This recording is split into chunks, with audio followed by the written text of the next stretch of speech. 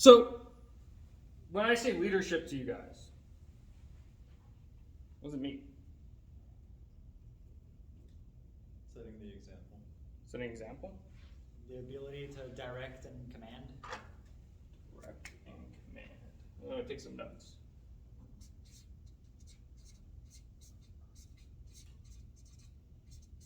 Okay, example.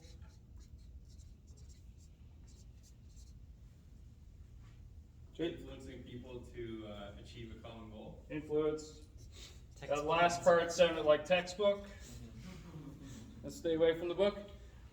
Come on, leadership. What does it mean? Shoot. Managing resources. Managing resources. I would go farther and say managing human resources. more Managing than anything. human resources.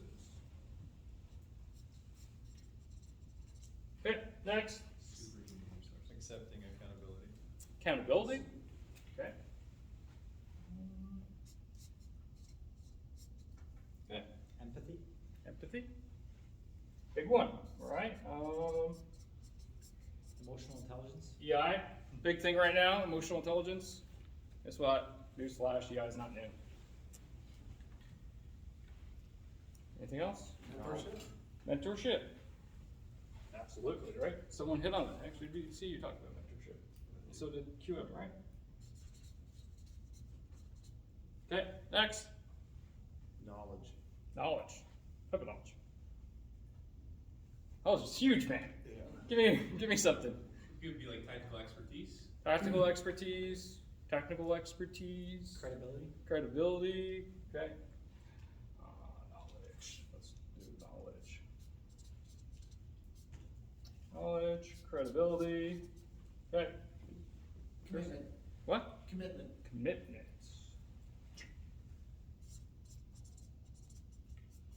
Okay. Sacrifice. Sacrifice. Sacrificing time, energy, your own mental and emotional stability. Yeah. We'll talk more about that. Yeah. It's great. I'm sure I spelled that wrong. By the way, I apologize for my writing. I'll joke, my wife is a physician, but I have the doctor's writing in the family. Okay. Anyone else? Any other ideas? What's leadership? Motivate. Motivate.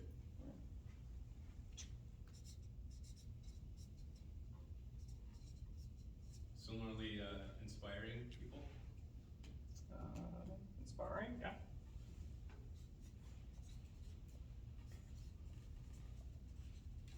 Okay. It's a choice out of position. Is it your choice? Yeah. Why? Well, because you can be an officer all day long, but you don't lead shit. Right. Just because you're in charge of people doesn't make you a leader. Exactly. But does not being in charge of people not make you not a leader? I don't think you have to actually be in command of people to actually be a leader. I think Trooper No Hook can Right. lead the entire Uh-huh. regiment, so that's why I say it's a choice. You think it's a choice? I would actually argue that it's sometimes not a choice. But I get what you're saying. I don't disagree with I it. get what you're saying too. Yeah. All right. I like how we. Yeah. We're I saying like it's that. pretty good. All right.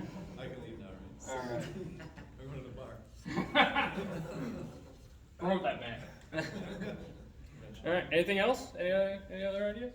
Empowering others. Empowering others. Woo. Mic drop. Man. Give him the keys. I was about to say it. He's dead. He's following you out. You know that, right? Yeah, let's go. Mine's- Magic shots on the way out. Good. You mentioned trust. Trust. Absolutely. Trust. Then you would say right now. Fuck that. Said it recently. All right. Okay. I think that that kind of hit, a fair bit, right? So you'll notice I divided up this page in 3 sections. I vaguely put down, 2 letters per section. That's for my own memory of what I mean by each section. And you'll see that we've really gone in this what is labeled as HI. Any ideas what HI stands for? Highly important. No. High intensity. No. Influence. Something intelligence. Who said influence? Human. Influence, Human close. influence. Human, closer. Happy influence. No, human's right. First word, human. Second word, Human interaction. interaction. how we interact with others. That's what I want. Okay, human interaction. And generally speaking, who threw the textbook line? It was you two I see, wasn't it? That threw the textbook out, right? If you look at the textbook definition of leadership, the art of influence others in order to achieve a goal sought out by, as set out by the leader. That literally is pretty much verbatim from the textbook. That is purely here. This here, right here. That is it. I will argue that we completely miss these two. Any idea what this one here is? RM, which we didn't even touch except for resources. Resource management. Yes, resource management. Why the heck would we be talking about leadership and resource management? It's on the PR.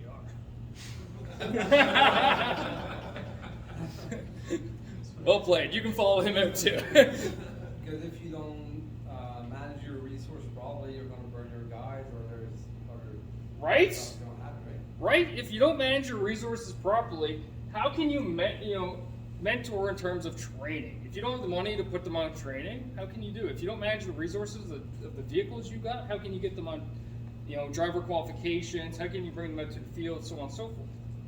So if you don't do that, are you actually leading the troops? We shy away from a lot of this, even though guess what? A lot of what we do, what you guys do, fall in this realm. Any ideas what DM is? It's a decision making. Exactly. Decision making. The ability to make decisions. 'Cause you kind of hinted at it earlier, right? You can be an officer. You can sit in your office and you run emails all day long. You can write out TPS reports all day long, looking for the right cover page or whatever. But if you're not making decisions that are based off of what resources you have, and how that interacts, and how you take care of your troops, how are you leading your people? Okay? So what I argue is that these three, what I call components of leadership, come together. And that is actually what I refer to as leadership. I have a lot of senior people argue with me, this is just management.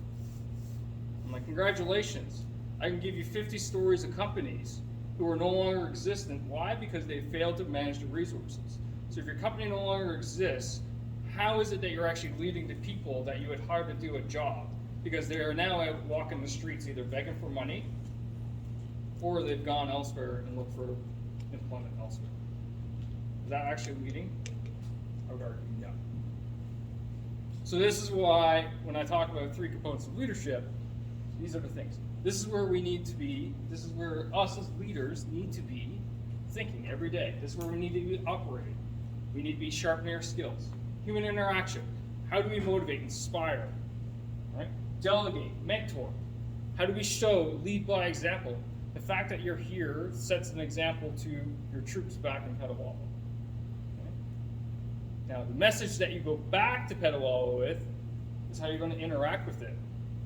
Because the message, right, how you interact with them now will be, yeah, me and the boss went down in Kingston, we got drunk and had a good time.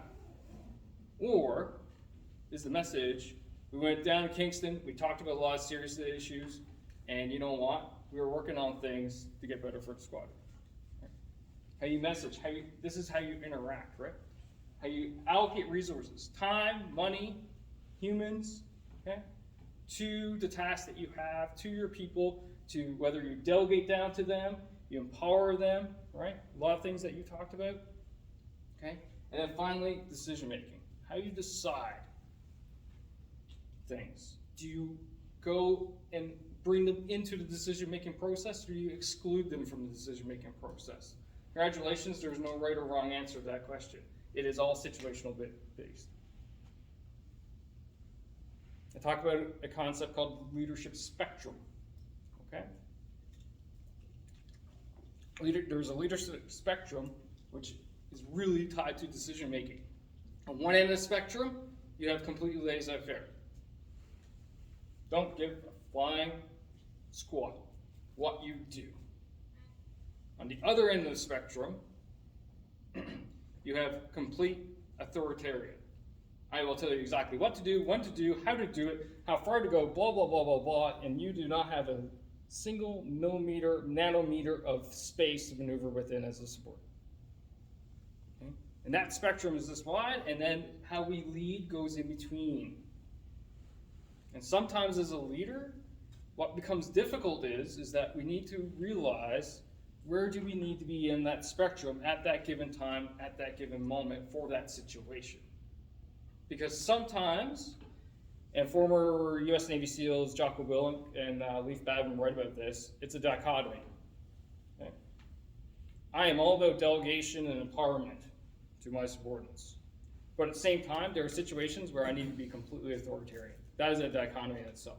So as leaders, our decision-making process, we need to recognize, okay, I'm going into this situation, where do I need to be? Where am I going to get the best outcome of this situation based off the spectrum I need to be on? Do I need to be authoritarian right now?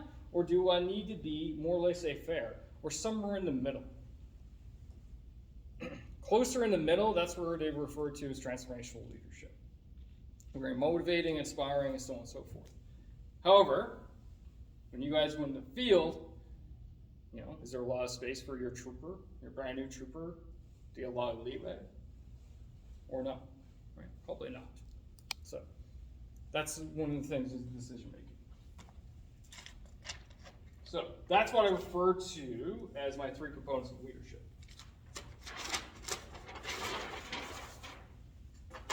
Bear with me for a sec.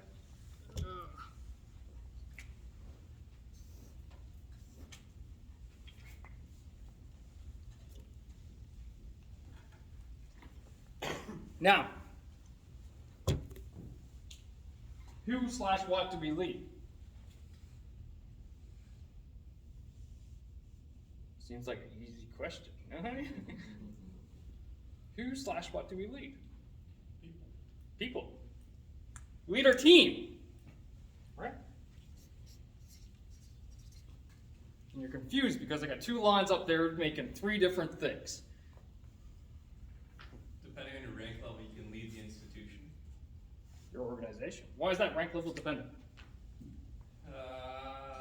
Depends on what, like, your spectrum of influence. Likely at, like, you know, within your crew, if you're the vehicle driver, you're probably not leading the institution, but if you're the CO and you're representing the regiment or the unit within the brigade context or within the army context, then you're likely leading the institution. Sure. I'll argue against that completely later. Chris? I was just gonna bring up the example that Etienne touched on earlier about that strategic technician who can lead institutional changes. So he is leading the institution by finding new ways, being innovative. Yeah. Yeah, for sure. Right? The supply tech who makes sure that they get the 3 proper quotes to make sure that we get the best bang for our buck. All right? Stewardship, that's execution of stewardship. That's, you know, it's kind of leading your organization, really, because you're saving money. Oh. Switch. Didn't need a way of welcome. It's back here. Right? Okay, so we got team, we got organization. Selves, thank you. This is on fire. Why are you still here? Take over. Right? We lead ourselves. Okay? We lead ourselves, we lead our teams, we lead our organizations. Those are what I refer to as 3 domains. 3 domains of leadership. We are really good here. We do okay here, and generally as leaders, we're shit here. Okay? What is the mantra of operations when we talk about, when we talk in these these things, right? Mission before self. Mission, Mission man self. mission, man, self, right? In that order, right? Right? It is, kind of a line here, but at the same time, what I would tell you is, at times, it is the complete inverse. If you don't lead yourself, how do you lead troops? And if you can't lead troops, how can you lead the greater institution or organization? Right? Dichotomy again, right? Because you live in this world. Mission, troops, and then last but not least, self. when you got an airplane and you go through that whole safety brief thing, and and they go through, in the event of cabin depressurization, an oxygen mask will fall from the top. Put your mask on before helping someone else. So you're on a flight with Granny. Granny's 80 years old. And the plane depressurizes, and now you're told to put your mask on before helping Granny. Why? Because if you don't put a mask on you, you can't even help Granny.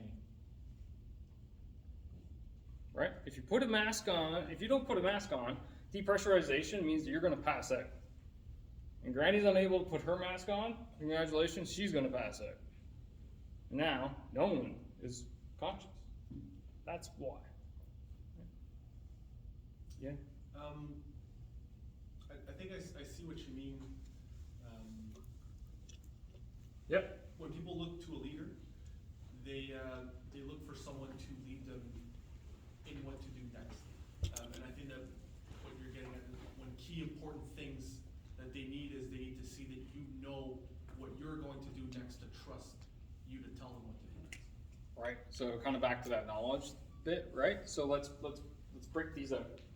Okay? Let's break out these. Let's talk about what it means to lead yourself. Let's talk about what it means to lead a team, and then let's talk about what it means to lead an organization. So should we go hard first, yourself, or should we go easy first? Let's go hard first. What does it mean to lead yourself? Discipline. Self-discipline, right? Discipline. Okay, self-discipline. Fitness. Physical, right? Physical health. I would argue, fitness is one. Let's make it broader. Let's go physical health, i.e., making sure you got your shots, making sure you got checked up with the doc, make sure you're checked up with dental, blah, blah, blah, okay? All right, reason why I get up every morning at 5 a.m. to work out, shit like that, right? A family life. Okay, run with it. Well, it's a super big deal. Somebody who has issues at home is not going to be somebody who's going to be very productive at work.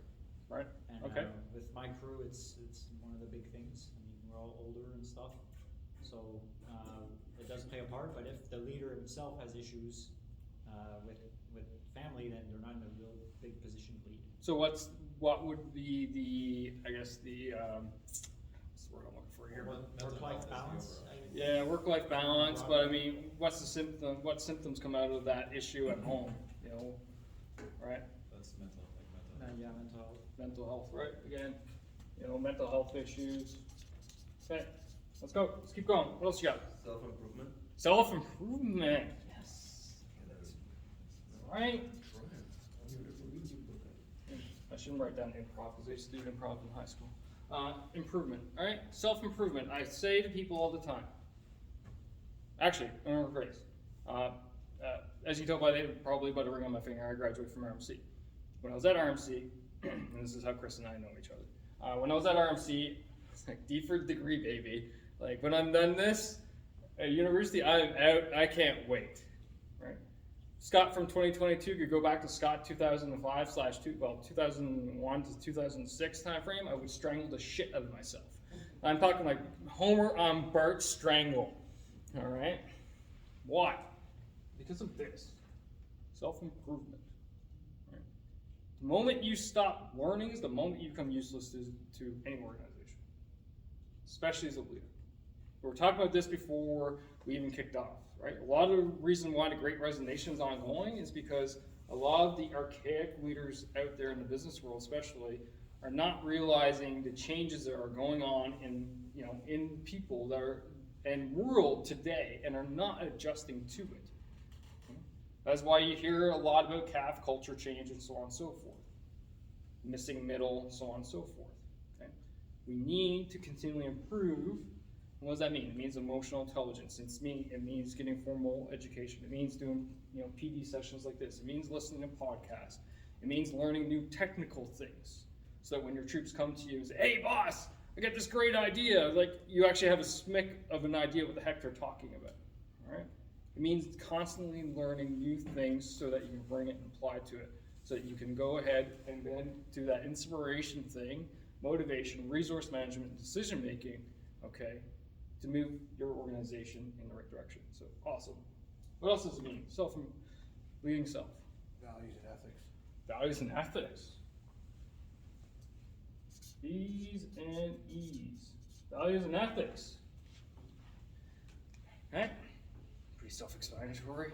Making sure, if you're an organization, your values and ethics should kind of mirror those of that organization. Anything else? Attitude. Attitude?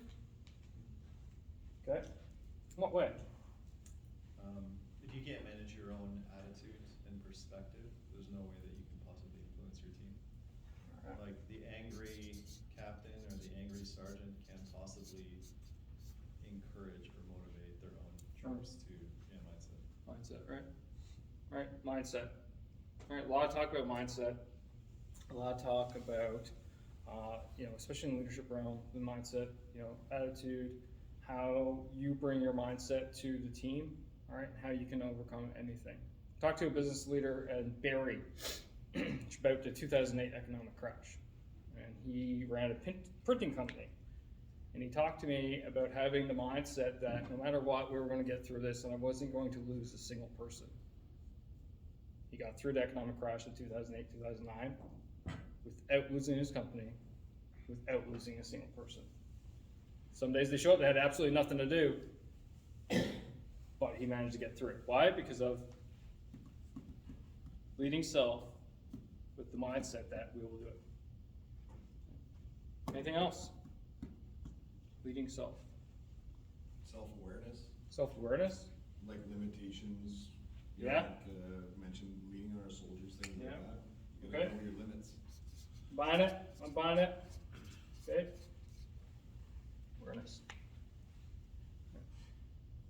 Anyone else got anything that's popping up? Goals? Ah, yes. Speaking of goals. Who's got goals? Anyone got goals here? A couple hands, not too sure, right? Retire? Yeah, sure. Retirement's a goal, right? I got a goal to read 52 books this year. It's not gonna be hard because I get so many come in, but they say the average CEO reads 52 books a year. That's 1 week, right? I'm lagging behind right now, but I got some goals. I got a few other fitness goals and so on and so forth. I got a goal for my business, and blah, blah, blah. Goals are very healthy. Why? Because again, it goes back to that inspiration thing. So if you push yourself, if your troops, your people see that you're pushing yourself, you can inspire them. Right? Last year, I went after a challenge called 75 Hard. Anyone hear of it? Yeah? What was it? Like every day, you gotta so many liters of water, two exercise sessions, and anyway, there's a bunch of different things you have to do every day for 75 days consecutively. No junk food, no anything like that for 2.5 months. Right, so 75 days straight. Take a progress pick. You do 2 times 45-minute workouts, which must have a gap of minimum 3 hours in between. Progress pick, 2 workouts, no alcohol, follow a meal plan, read at least 10 pages, and then what's the final one?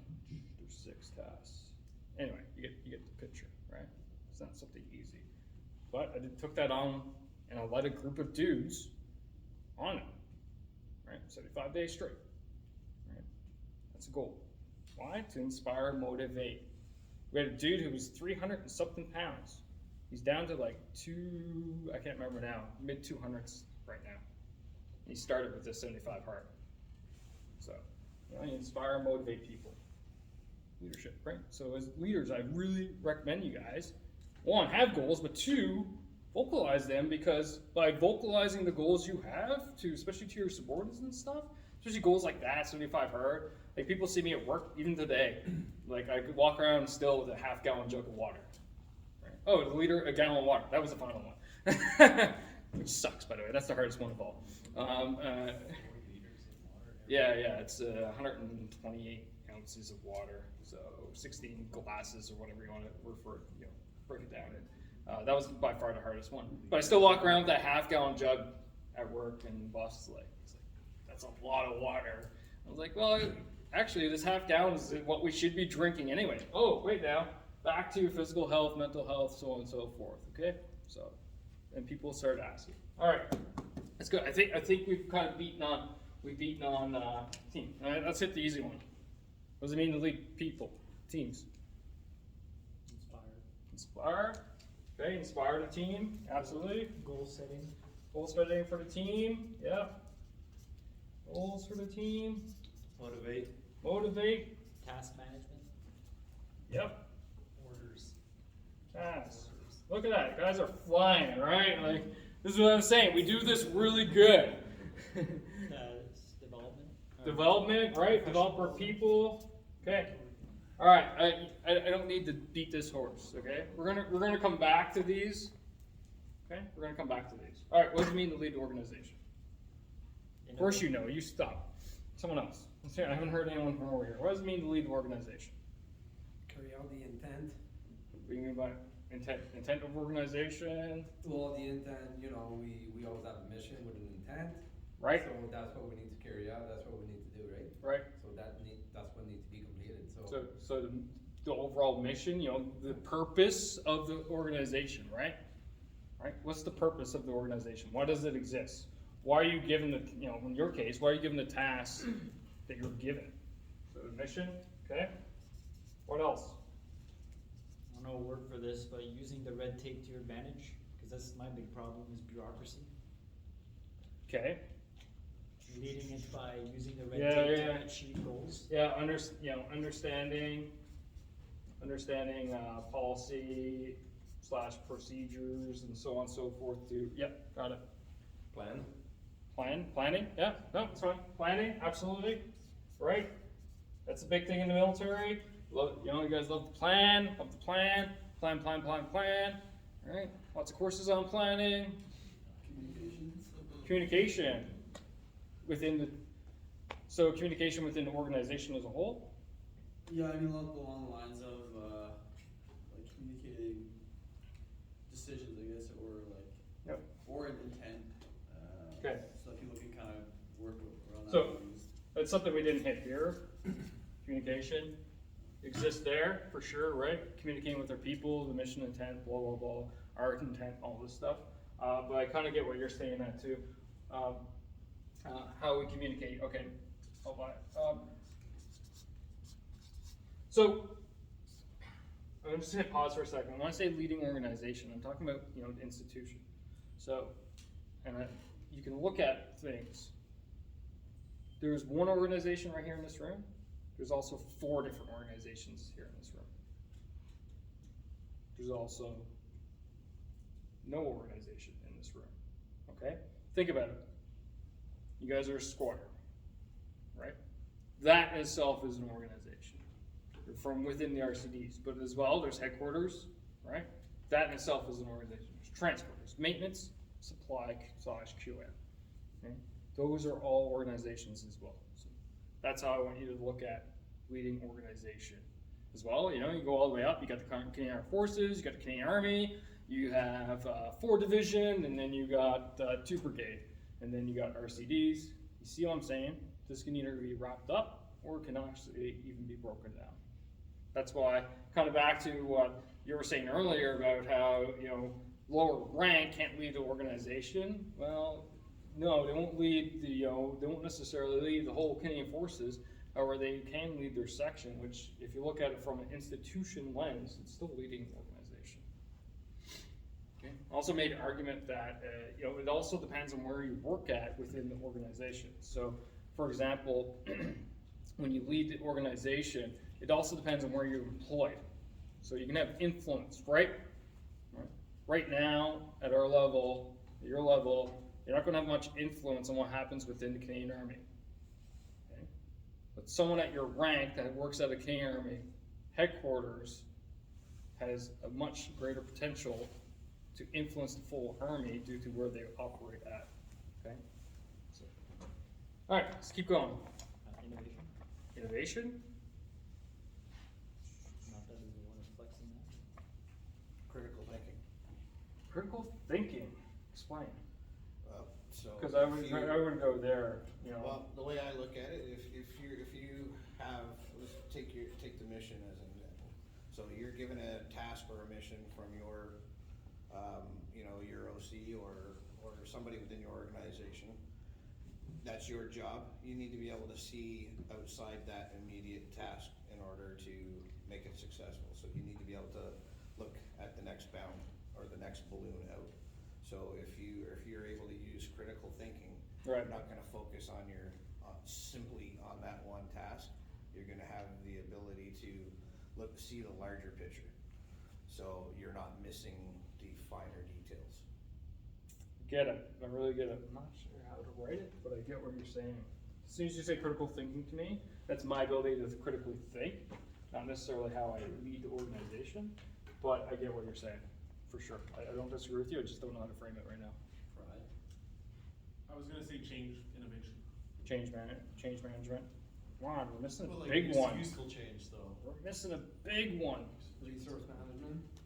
Resource management, yeah, for sure. Resource management, you know, how we manage our resources, money, time, that's, you know, lined in with planning, innovation, you know, kind of all ties together. There's a big one right now. You guys are not missing, you're missing.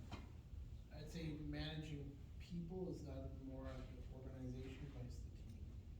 Yeah. Not the individual responsibilities and tasks, but the actual. Yeah, resource management, okay. Still missing it. Huge one. Culture establishment. Sergeant Major for the win. Culture. Doesn't have a book yet. See it, Clark. Culture. Right?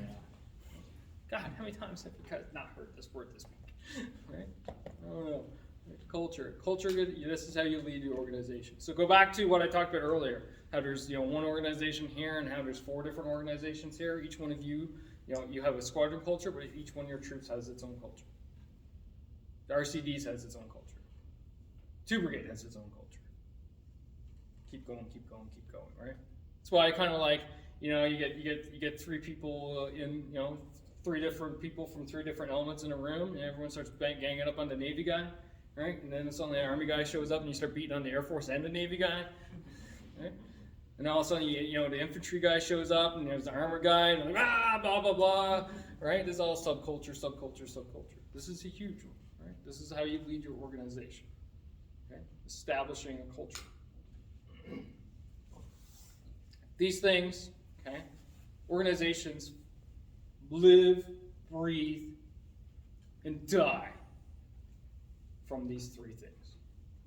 So before I even thought of this, one of the things I like to talk about with my guests on podcasts is failures.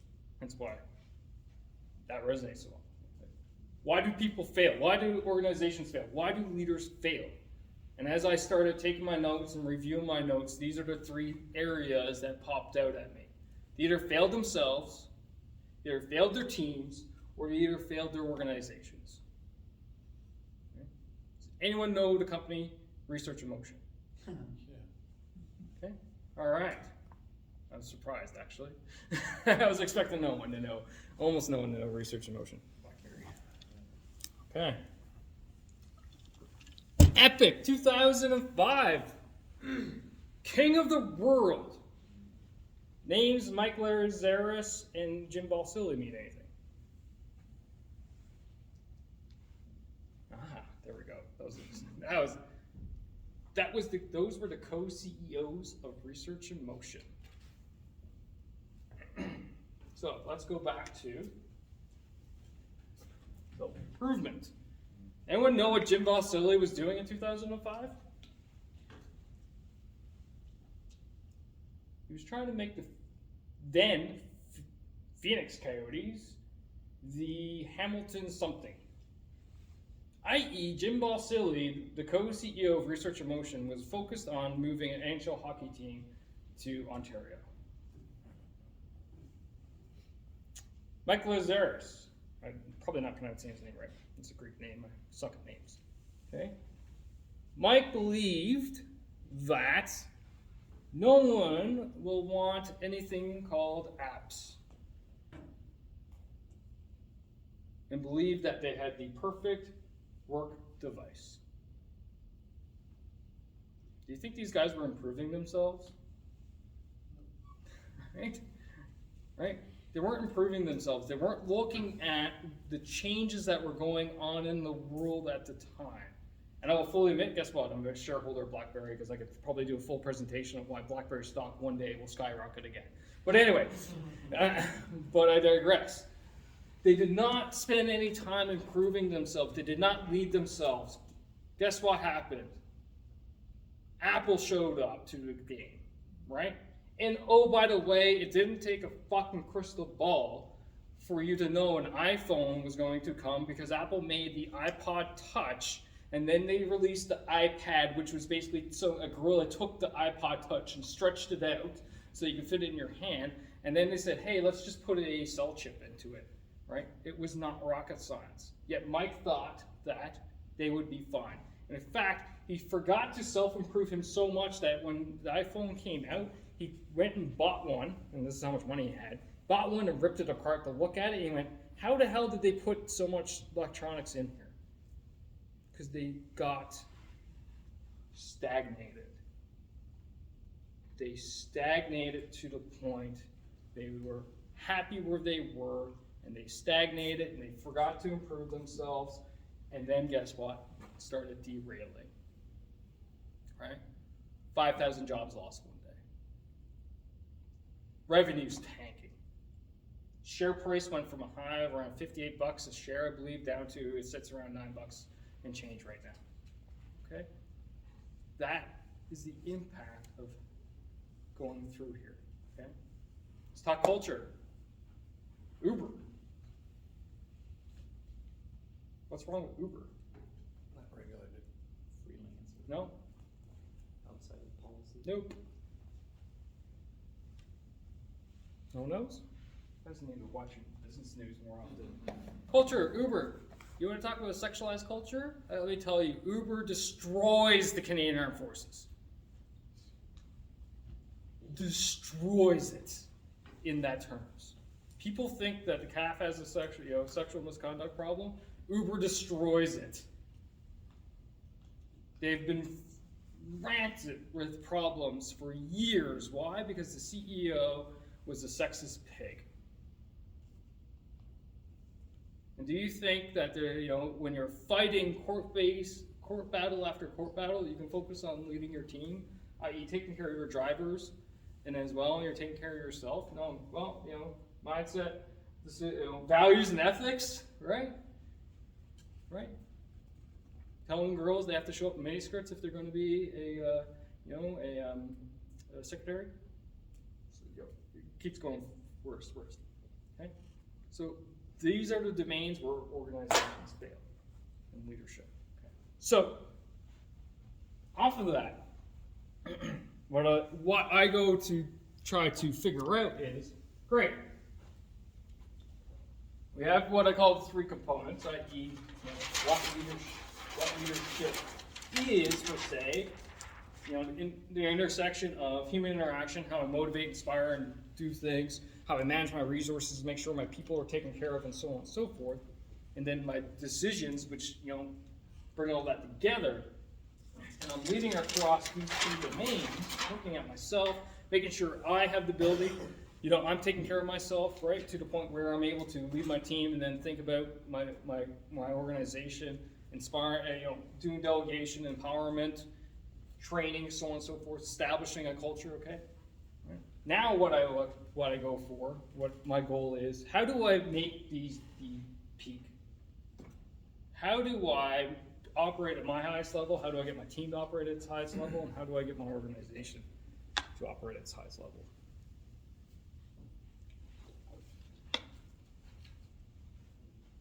So, how do you get to operate at your highest level? In fact, does anyone even know what that term is when you are operating at your highest level? Any ideas? Like peak performance? Yeah. Here, let's play a Wordle. It's 4 letters. It's called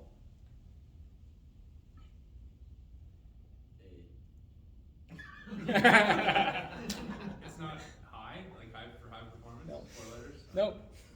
No. I'll take 2. There's 2 possible answers. I'll take 2. Come on. What do sports players say when they've had a hell of a game? Damn. I was Good. On fire? on fire. I was in the zone, or what we call flow is what we refer to at our peak performance, okay? So that's AKA in the zone, right? When you talk to a hockey player, McDavid, I was in the zone when he scored that goal, right? Carey Price back a handful of years ago, Montreal Canadian fan, right? When he won all the awards, he was in the zone. He was in flow for like 80 games that year, like boom, super laser focused into it. Why? Because I guarantee you he was probably doing all this stuff, right? In flow. So when I wake up, when I think about how I'm going to lead myself, this is the end result I want to get, is in flow, where I'm in the zone. I am making decisions to do this, to lead this, and lead that by being in here. Right? A handful of minutes ago I mentioned, 5 a.m. wake up, working out. Okay? Get into it. I tell you from my personal experience that if I don't do my freaking workout in the morning, I'm a crabby asshole. Right? For whatever reason. I'm just not in a good mood. Right? I got 2 young kids, and if I don't get my workout in and get that adrenaline pumped out, whatever, I usually have a little home gym in the basement. Finish that, walk upstairs, but 15 minutes after I'm on my workout, I hear thump, thump, thump, thump, thump, right? And then suddenly it's game on. Okay, that helps me get in the flow. Now, everyone's flow is going to be a bit different. Okay? So there's a theory out there by a guy named Dr. Brous.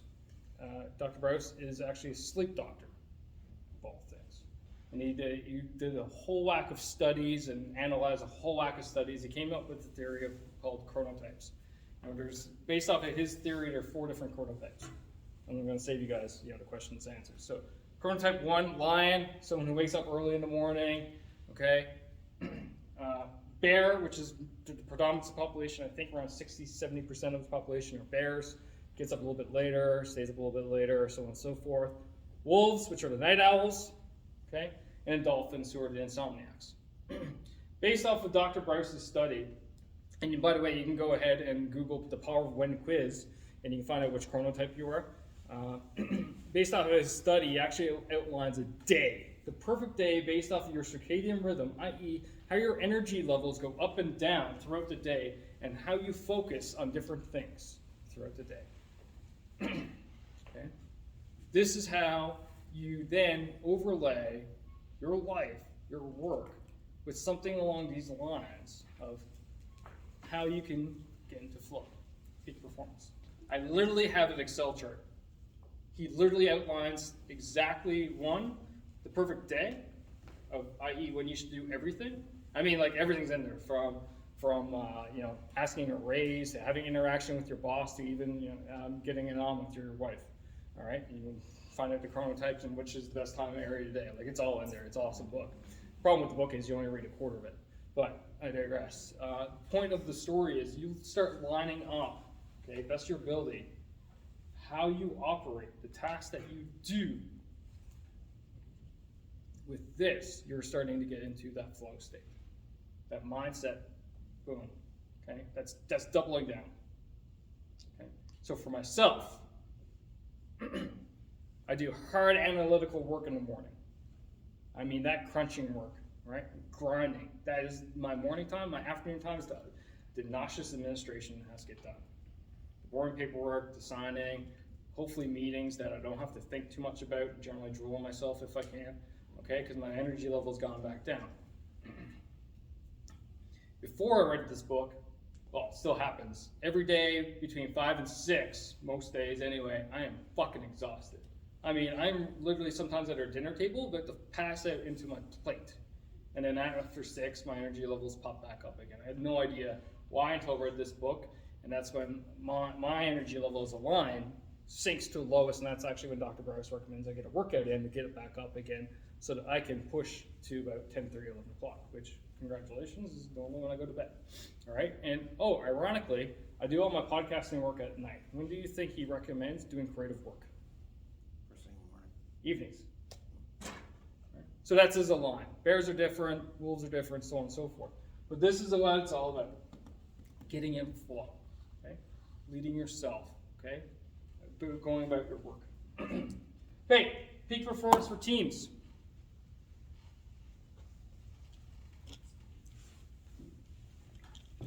How do we make peak performance with teams?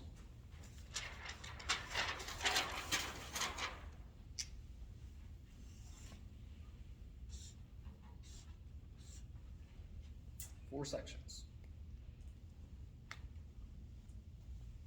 Storming? Are we going like the storming, forming, norming, performing route? No. Okay. You need to build your team and work towards a common goal. Right, but how do you build a team? Train together, Unifying purpose. Unifying purpose, okay? Okay. mutual But, respect. but literally, how do you build a team? Selection. Selection. Right? So this comes out of, sorry, no, you did not get this book. I was not going to wasn't giving this one up. It's called the, sorry, oh yeah. 4 stages of Sykes safety. And what this author argues is that in order to create a high-performing team, and by the way, I can overlay this with all the work, all the talks I had with the former Navy SEALs, and it actually works. That kind of bring those two together. 4 stages of psychological safety. So, selection. So basically, what we look at in stage 1 of psychological safety is what we call belonger safety.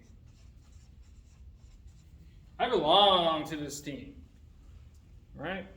I'm not being ganged up on. I'm not being grabbed a hold by the collar and pulled around the corner and beaten the shit out of, etc. Right? Like this team resonates with me. Back to ethics and values and so on and so forth. That's the reason why when companies find that their people leave within the first month, it's because they didn't achieve belonger safety. The person that they hired didn't believe that they actually belonged to the company and organization.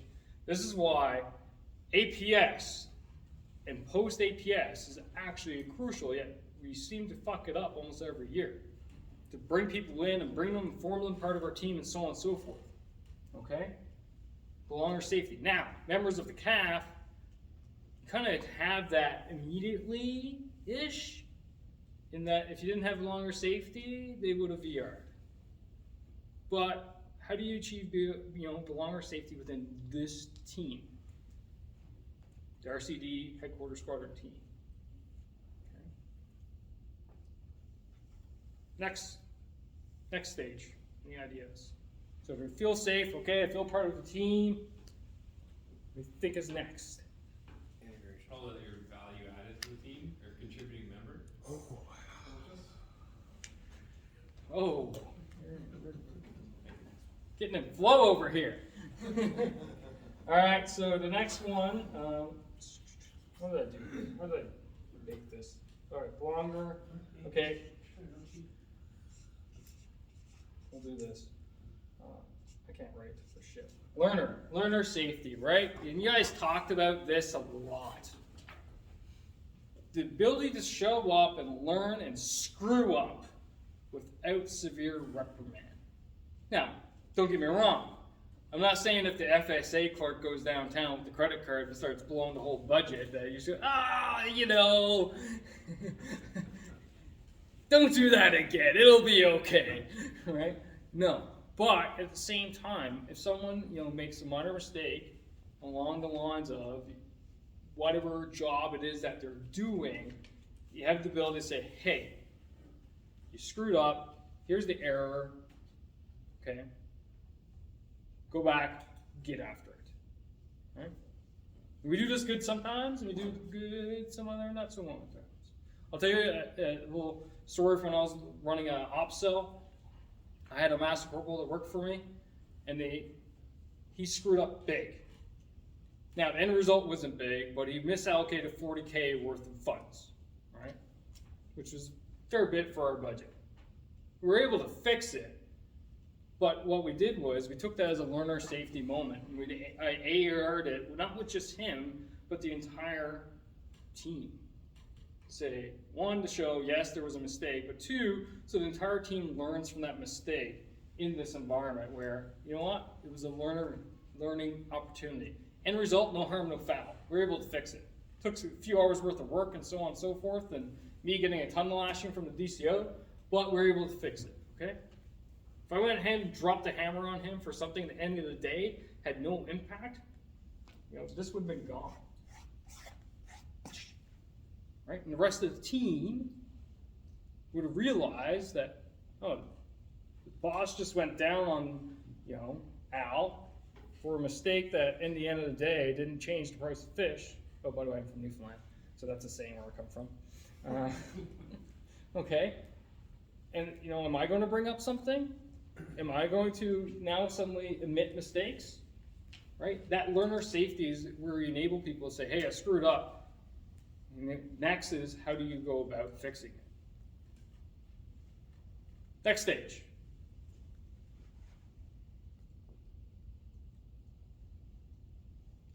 You're safe, you feel like you belong, you feel like you can screw up, but you're going to learn from it and it's going to be okay at the end of the day. I'm empowered. What do you think I'm going to do next? Contribute. Bam! Why are you still here? All right, contributor.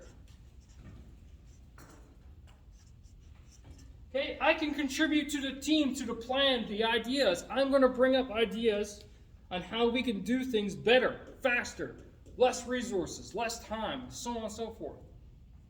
Okay? For you as a leadership team now to say, okay, yeah, what's your idea? Right? To instill that in the troops, into your team, all the way to the bottom. Okay? So, yep, you got to contribute. This is, here's the situation. Here's our current plan. Ideas. Go. Right?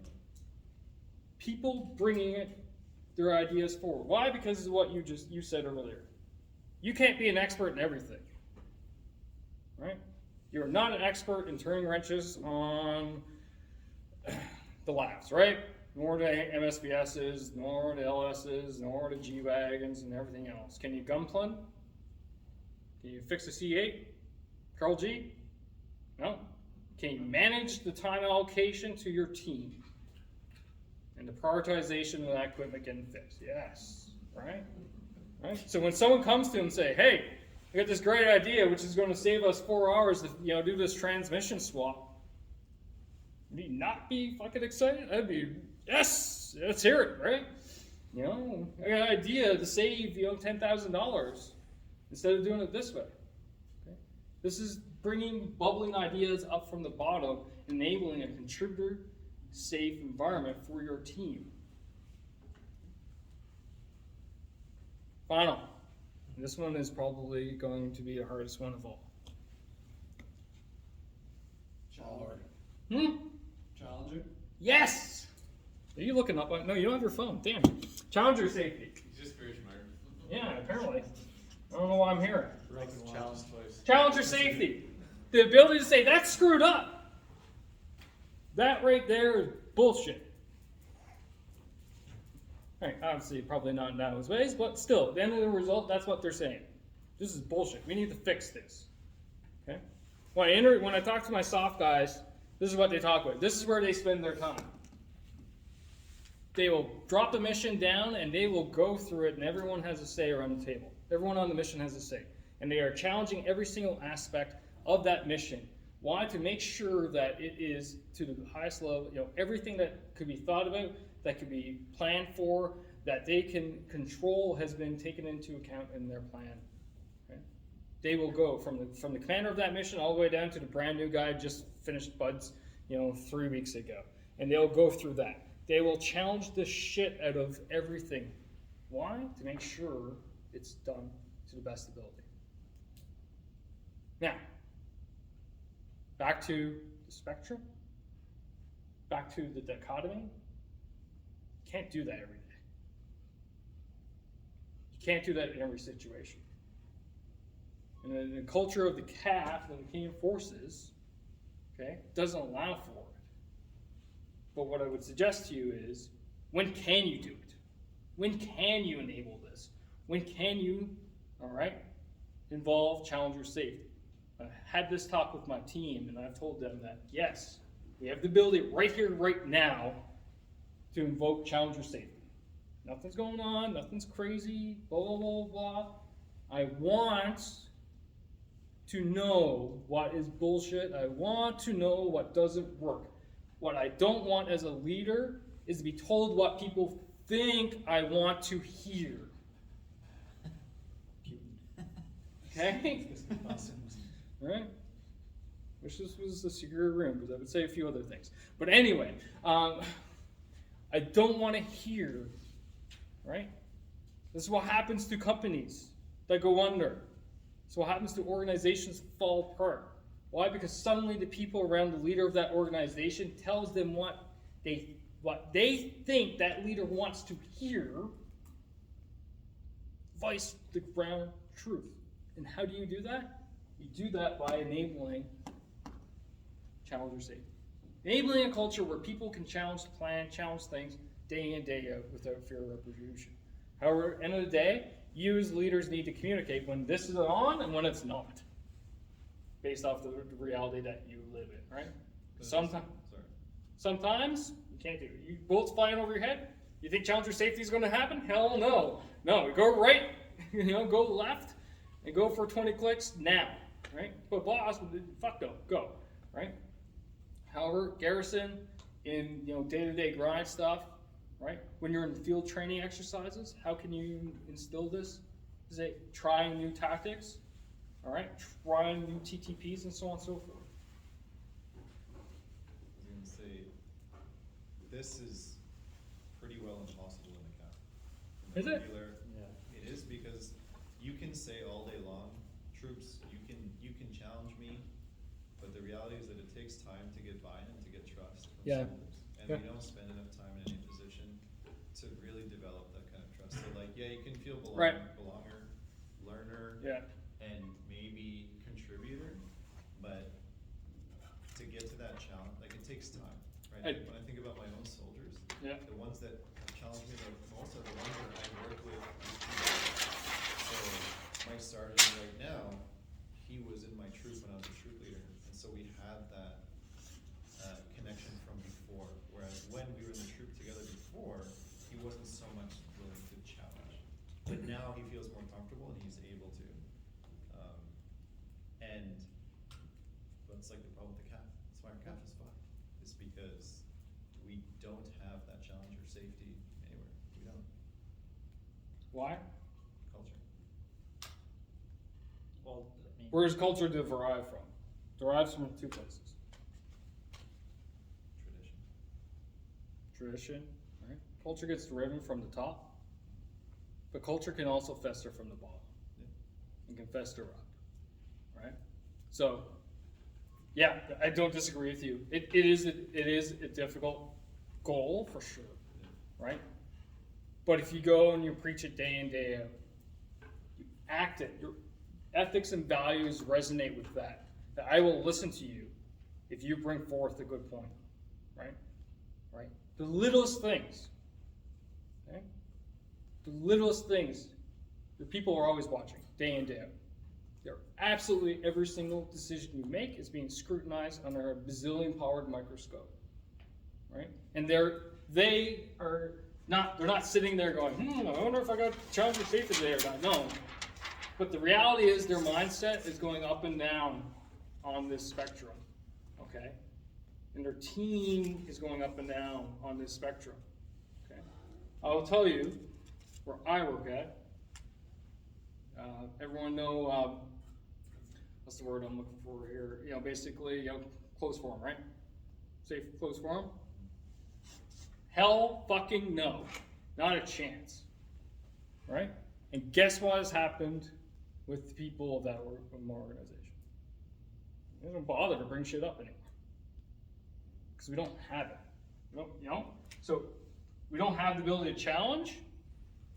Therefore, we don't feel like we can contribute. We're just kind of, if I make a mistake, am I going to get hammered? This is kind of where we're at, right? This is why I'm telling you that you're being under a microscope. And the way to get about this is you professor that culture within your organization. And that's why I talked about culture. There's one, and there's also 4 cultures here in this room right now. So if you can do that within just your team, got it. I'll get to it. Okay? I got it. It takes a lot of time. APS is a huge wrench that screws everything up every single year, right? It's a huge wrench. But if you go from the start, you say, guys, I want to hear your thoughts, and be clear and open with them, and show them that you're not bullshitting. It's not just a friggin' tagline, speaking point, but rather your actions live it. It will come. It's a lot of work, but end of the day, this is what you're being paid for, and it's worth it. So, yes, I think within the CAF, we're probably not the best culture to foster challenging security. Yeah. But at the same time, I have to argue that we're one of the first and probably one of the most, maybe not the most, organizations that have noticed the need to change culture to accommodate for challenging security. Because I think it's one of the things that we bring, or we try to bring as part of culture change in NATO missions to other nations. Like my stepdad has done a lot of work overseas, where one of the main efforts was to teach other militaries to stray away from the overly authoritarian. If the lieutenant commander says this, nobody else better put their hand up to say something different than what he says, and that is counterproductive. Whereas a lot of other militaries, that is a thing that is much more ingrained in people. As soon as Major so-and-so suggests, oh, well, we could tackle it this way, nobody else speaks, because Major so-and-so said this, nobody else can have a different opinion than his, they can't challenge it. I think we've, to a point, not perfect, but we've realized that without this, we are losing out on a lot. And I think we're in the process of changing and also trying to convince others that it's worth changing and adjusting culture to accommodate that. I think we don't have a choice with the younger generations anyway. I think when, not me because I'm a young guy, but when Mike joined the CAF, I'm sure it was a lot more, this is the way it is and that's the end of that. And I just came back from where basic training, and it's definitely not how we do things anymore. And we're being coached to take them by the hand and let them give their opinion, and yeah, so to go along with what you're saying, I think we're going that way. We're definitely not there yet completely, but I think it's been a while. We've noticed the need to go towards that direction. Yeah. At least open it up. So again, it's definitely a culture thing, right? And back to your point, APS and the movement and people in and out and stuff like this.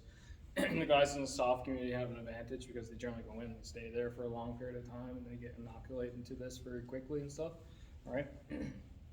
I'm writing a piece on, basically how to establish high performing teams, and one of the bases of a high performing team, back to what was said over here, was selection, right? Having what we refer to as gateways or barriers of entry into an organization. We do that in CAC, right? We do that with CFAT testing. That's a gateway. And then you go to an interview process, right? And the Special Forces guys, they go through that, right? They go through it, they got your selection testing, and then you go through your selection, and so on and so forth. And you go through, and then eventually they whittle it down. I think the SEALs now are down to 9.5% success rate. And that is basically making sure that the people who want to be part of that team are actually fit to be part of that team. I don't mean fit as in physically fit, as in a good fit for that team, their mentality, mindset, and so on and so forth, right? So that becomes, part of belonger safety. They belong there. Why? How do they achieve belonger safety? They achieve belonger safety by kind of the inverse, in that when they walk into a room of all, special operators, they know everyone's gone through the same shit that they went through, and they're the top tier guys. That's how they achieve belonger safety, right? It's not necessarily, oh yeah, you can be here, blah, blah, blah. It's actually the inverse. Like, no, you went through it, you went through it, you went through it, you went through it, you went through it, you went through it. We're all 9.5%ers in this room. And you achieve belonger safety that way, okay? And then you work your way up through. So organizations, peak performing organizations, okay? Culture trumps all. Without a proper culture, you will die. Okay? So you'll see it, right? Cultures of learning, cultures of making sure people feel safe, cultures of basically, enabling people to do their jobs, trumps all. The other part to a peak performing organization is one that is aligned.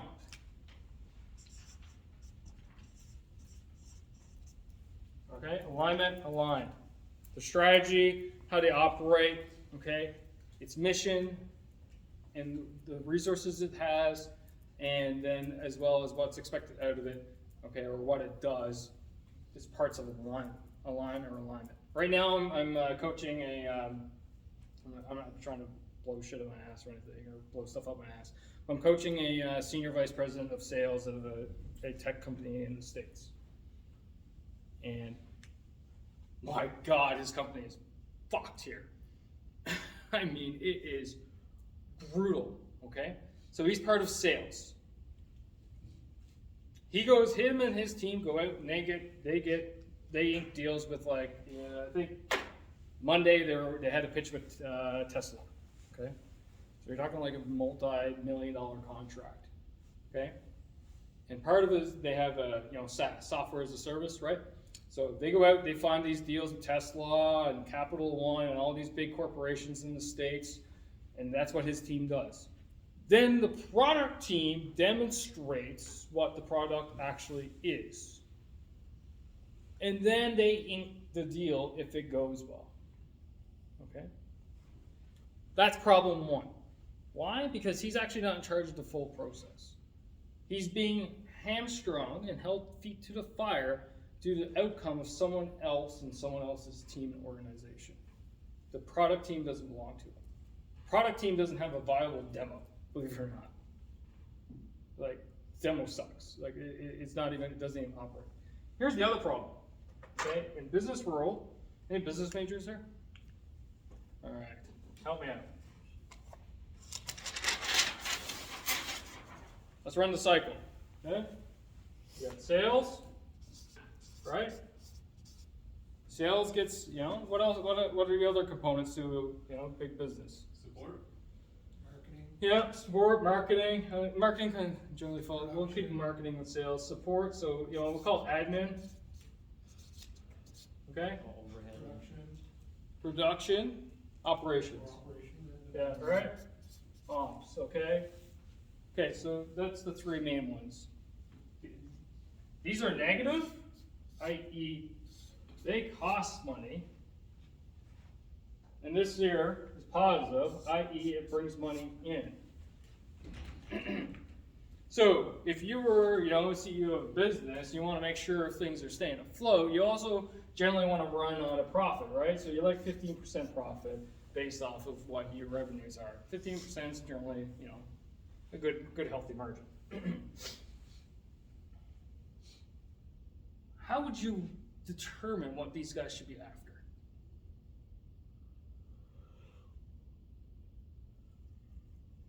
What should be the other number? Add the admin and ops and add 15%. Thank you. Right? It's not rocket science. Come on. Right? Admin plus ops, multiplied by 1.15 equals sales goal. Do you think that's happening? Not a chance. Okay? That is what I call, as in, poor alignment, folks. His goal is actually so large, okay? And by the way, this here is going to be a constant, relatively speaking. As in, there's only so much operations a company can do. There's only so much operations you guys can do, right? Within, 24 hours, 48, whatever. There's only so much you can do. That's a constant. If he, my client, achieves his goal, it will destroy X, right? Tax symbol, X, destroy. It will destroy the ops team. Absolutely obliterate. They cannot even come close to the output that is required from an operational standpoint to what the sales would be getting. That is what we refer to as poor alignment. And that's when you align all these things together, okay, this is how you achieve your peak performance, right? This is part of your strategy as an organization. So what does it mean from you guys from a, tactical unit level? Okay, right? Your operations, your training, okay, your overhead, the administration, what it costs to run the organization, right? Your budget. Okay, there is no profit. Get rid of that. But all that needs to be aligned. That's, I'm not going to tell Chris how to suck eggs, but I would think that's, kind of his job is to make sure all that's balanced. But that works within your organization too. You can look at it from your team perspective. Do you have enough team members for the tasks that are given to you? Right? No. Not in this army. So what? You mitigate, you prioritize, okay? But you make sure your prioritization is in alignment with the rest of the teams. Because if it's not, then we don't achieve. We're on to 5 for this, Chris? Ish? Yeah, until like 5:30ish. Right, so we have the other one too. Yeah. So, I'm going to pause here. Okay? And we're going to do a little exercise. And I've gone through more paper than I thought. You're lucky it's not white paper.